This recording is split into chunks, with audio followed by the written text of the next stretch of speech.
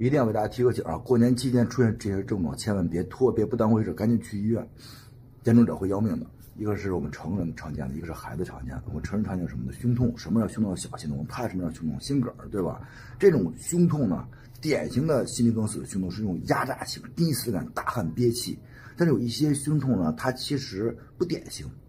特别是一些心梗的病人，其实在之前就有一些征兆，它跟体力劳动有关系。当因为活动之后出现这种胸痛了，休息之后可以缓解，逐渐频繁的出现这种胸痛要小心。当然，出现典型的那种胸痛，压榨性的疼、憋、大汗、憋气、濒死感，这个要小心。怎么办？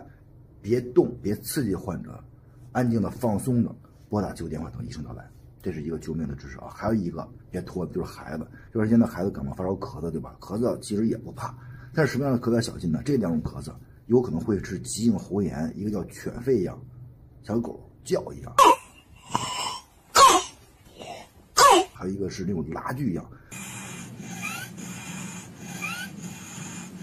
它为什么会出现这种声音呢？因为它的呼吸道可以说是慢慢的这种水肿，它导致它的压迫出现这种声音，严重者喉头水肿，怕窒息会危及生命的。所以这两点一定要提个醒。